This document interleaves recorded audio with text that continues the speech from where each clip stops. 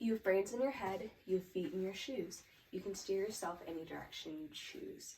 You're on your own, and you know what you know, and you are the guy who will decide where you go. Dr. Seuss. Many of you may recognize that poem from Oh, the Places You'll Go, which is a classic kid story, but it holds a lot of meaning in what traveling is all about. You decide where you go, you can decide your safety.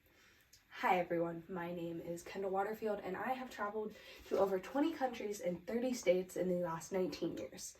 Traveling has been a love of mine for as long as I can remember. My parents started me young, haven't stopped since. Today I'm going to be informing you of some travel tips to ensure you have a great trip while also staying safe.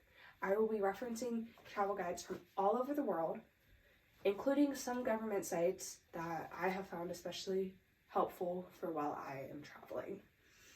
So the first tool I have is the US government tool, and it is on the travel.state.gov website, and it pretty much helps you research every country you plan on traveling to, and you can research their clothing because, as many of you know, the Middle East is very conservative in their clothing. I would not wear this in the Middle East, but this is fine to wear to Mexico.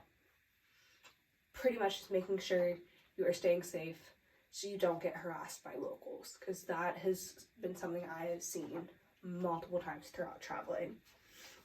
The next tip/advice I will be giving is from the Travel Weekly article that was released earlier this year. MMGY Global Portrait of American Travelers held a poll to see how many female travelers feel safe when traveling, and a staggering 64% of women did not feel safe while they were traveling. And the only form of concern that they had that topped their safety was the price of traveling, which, when you think about it, that's insane. You should not be worried about your safety as much as you are about the monetary value. There is no value on your life. So with that, leads me into my next topic, which is the STEP program, which is something that the U.S. Embassy actually started, and it is a website that you can enroll and mark what countries or places you are traveling to and the dates. And if anything happens, like God forbid a terrorist attack or global disasters, the embassy will contact you to make sure you are okay. And this isn't just for military members, it is for any U.S. citizen. And I have used that during my multiple travels over the last couple years, and it makes me feel safe because if anything were to happen to me, I would be able to contact the embassy one click away to be able to have that safety that everyone needs. And the final tip I have is something that's pretty simple that you wouldn't honestly usually think of, and that is to not wear headphones while you are walking around cities you're not familiar with. Now, I know I, for one, am guilty of this because I will pop in my headphones and have my little Siri tell me my directions because I don't want to look like stupid holding my phone like, oh my gosh, where am I going? So I wear headphones.